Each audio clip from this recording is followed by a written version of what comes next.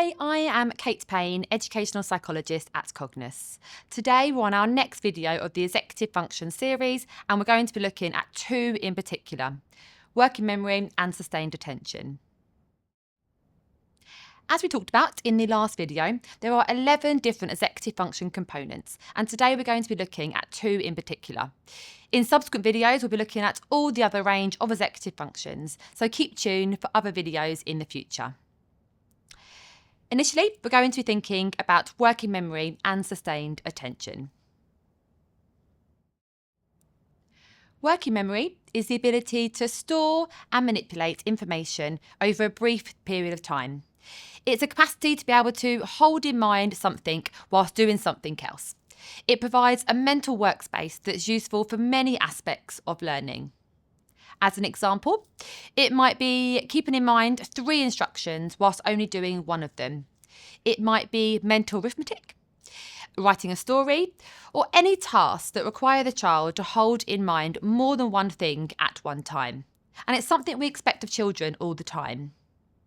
For some people, this can be really tricky as it's something that impacts on our everyday, and it can have huge implications on accessing the classroom or really in our everyday life.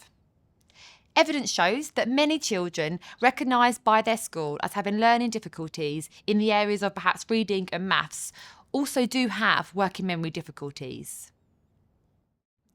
What is sustained attention? Sustaining attention means keeping your attention and focus on an activity, even when it's not of interest or it's not very stimulating. For example, listening to someone teaching because it's just the verbal information and you're able to keep your attention on that. Or perhaps reading a book because it's quiet, there's no verbal information and you're concentrating on the words on a black and white page. We can then compare this to watching a really stimulating YouTube video that has graphics and sounds and movement, and it's something you're really interested in. You may notice that your attention or a young person's attention will be really different in these situations. Attention is a core skill that we need in learning, and we have high expectations on children to be able to sustain their attention in school for long periods of time. If a child has difficulty with doing this for more than a few minutes, it's going to have implications for their capacity to listen, absorb, and engage in new learning. When we're thinking about executive functions, it's really important that we teach young people what they are, what their strengths might be, and what their areas of difficulty might be. And this can mean we can support them to be able to move forward and develop their executive function skills. Next, we're going to be talking about how we can explain working memory and attention to young people. How would you describe working memory to a young person? You can do some different activities with the young person to introduce the topic and help explain how it might impact them in their everyday life. As an example, you could play a game of pairs with a pack of cards, where you're working together with the cards, turning them over and trying to find the matching pairs. And with this, the young person has to hold several different card locations in mind at one time. And this is really using their working memory skills. Another activity with a young person could be a silly sentences game. And this is where we need to recall 4 different sentences and the young person must then repeat back to you the last word in every sentence. To give you an example, everyone loves chocolate cake. It is served at birthdays. I always hope to get a corner piece, and corner pieces have the most icing. And you would want the young person to repeat back to you cake, birthdays, piece and icing. So they're having to hold in mind several words whilst listening to the other sentences, which is really using their working memory capacity. And you might then want to swap over as well, so the young person comes up with sentences for you to remember. And this is all about making it interactive, a fun game that is demonstrating how they might be using their working memory. You could also then introduce the topic of where else we might be using these skills in our everyday life. This might mean asking the young person to come up with examples, but also giving them examples as well. So you might talk about how we have to remember a phone number. And when we do this, we often chunk the numbers together to remember because 11 numbers is quite a lot to do at one time. But if we break it up, we can remember 3 or 4 numbers at one time. You could also provide an example of perhaps when we go upstairs and then we forget what we have to do. And we haven't been able to use our working memory capacity because we've not been able to hold in mind that information whilst going up the stairs. And this is something I think we've all probably experienced at some point. Perhaps when you've given a set of instructions and then you have to remember, or you only remembered the first and last instruction. And that's really showing how perhaps there were too many instructions for you to remember at one time in your heads. And therefore, we're only remembering some of those things based on how much of our memory capacity we are able to obtain.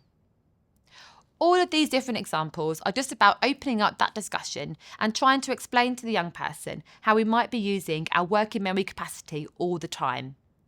And then what happens when perhaps we might have some difficulty with our working memory and what it means in our everyday life when we're having to do this. You might also want to think of some examples for describing what attention looks like to young people. And there are lots of different activities that can be done. There's one game that you can play, which is where you ask the child or young person to clap their hands every time you show a card in a deck, except when they see a king or a queen. And this means they really need to be paying attention as you're showing each card one by one and then stopping when they see the king or queen. It's quite a fun game to do and is really focusing their attention. On top of that, there are some really lovely videos you can watch on YouTube. So if you type in change blindness, this makes you and the young person try to see what changed in the video that you didn't notice. And there are some really funny ones that you can spot. And this is about showing you and the young person, okay, this is what we mean by sustained attention. And this is where some of the examples show how difficult it actually can be sometimes to keep your attention focused on one thing, even when perhaps they might be quite dull or there's a lot going on. And once you've done some activities like that, you might think of some examples to share with the young person to show them what sustained attention looks like in real life. So it might look like making really small errors in their written work. Errors and mistakes they know they have the knowledge and skills to correct, but actually their attention may have drifted at some point when they made that error. Or perhaps forgetting instructions. Similar to working memory, forgetting instructions can be related to attention. Did the young person have their full attention on the instruction when it was delivered to them? Were they looking at you, but their mind perhaps was somewhere else? It might look like zoning out in a movie or even in a lesson.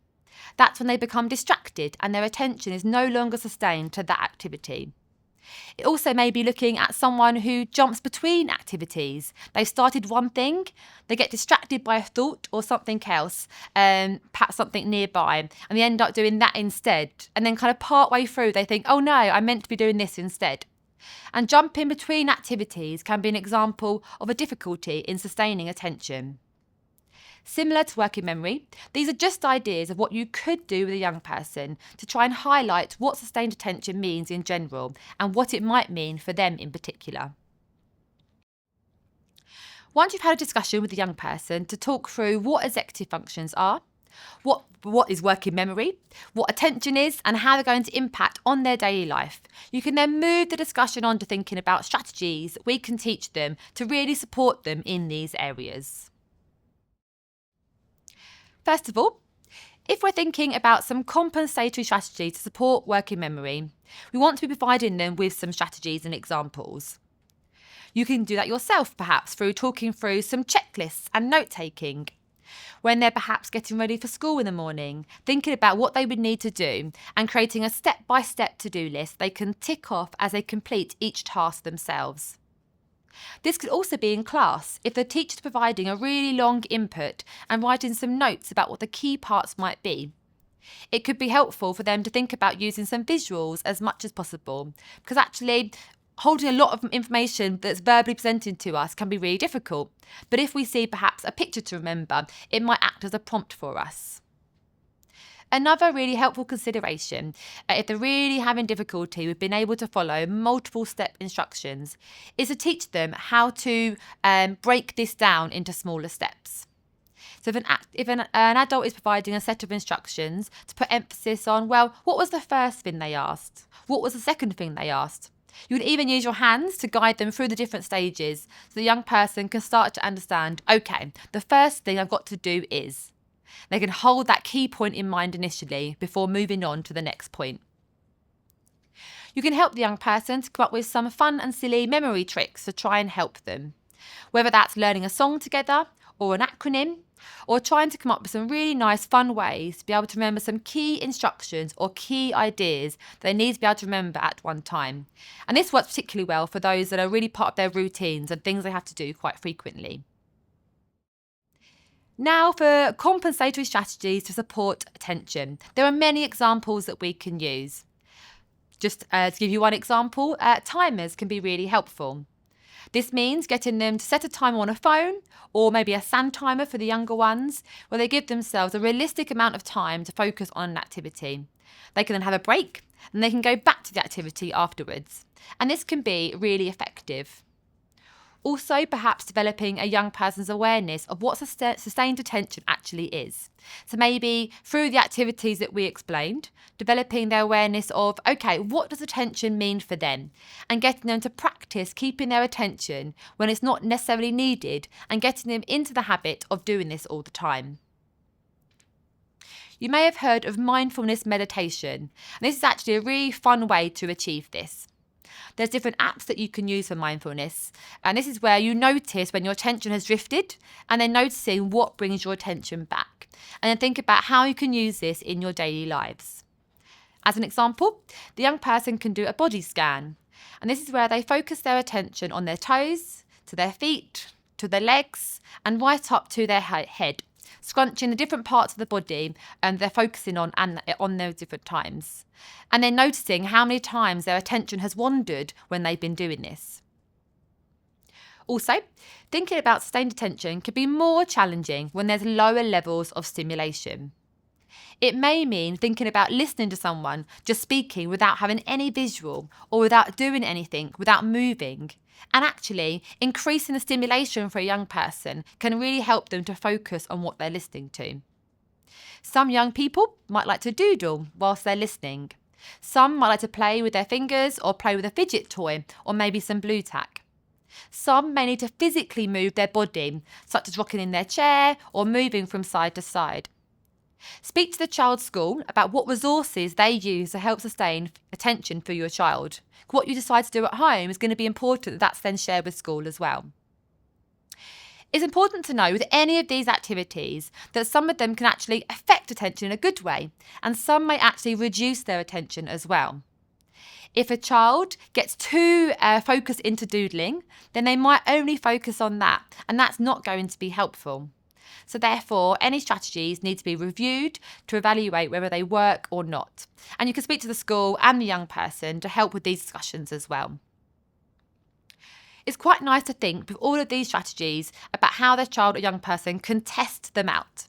So say, okay, right, you're going to be a scientist. I'm going to try this out. I'm going to try doodling for a few days as one example. And I'm going to notice, did this help with my attention or not? And in that way, you can start to build up their strategies in their toolbox so they know what works for them. Similarly, as well as increasing stimulation, some children may need distractions to be reduced. They may need things to be quieter. They may need to wear ear defenders to block out distracting noises. They may need to be seated in a place where there's reduction in the distractions in front of them or at their sides. And there's different ways that we can test this out to see what works for them. There's also an approach called self-monitoring of attention. And there are apps that can support with this, such as Happy Frog, which is an example app where you can set a goal with a young person. So saying, for example, paying attention for every few seconds or every few minutes or whatever time you decide on the device, a reminder will flash up saying, are you paying attention, yes or no? And you can gather data on how much the child or young person was paying attention at that time. But also the notification in itself can redirect the young person if they have lost their focus. This is done jointly with the young person, so it's not meant in a punitive way at all. It's meant to be supportive. Schools have sometimes found this can be really helpful to promote a child's attention. This is about teaching a young person how to ask for a break, how to advocate them for themselves. They do need that break. And then to come back to the activity, both at home and at school. Hopefully, that's been really helpful to think about what working memory and attention are, how we can explain them to young people, and some different strategies that might be helpful to support them. I would recommend, if you're thinking of a young person that you live with or that you're working with in school and you think they may have difficulty with their working memory or their attention, I would encourage you to try some of these activities and some of these discussions with them and really start to teach them how they can be using strategies to support themselves in their working memory and their attention. On this slide, there are some simple diagrams that you could sit with a young person and complete together. This involves trying to think of a definition of what, for example, attention might be, letting the child use their own words to be able to do this, create a drawing together of how you would picture attention, what would that look like visually, and then think of some examples where the young person might need their attention or they've noticed a particular difficulty in their attention, really specific to circumstances that are suitable for them. And then finally, coming up with 1 or 2 strategies that might be helpful to have a go together and having a go at trying. This process is supposed to be about empowering them to give the strategies a go.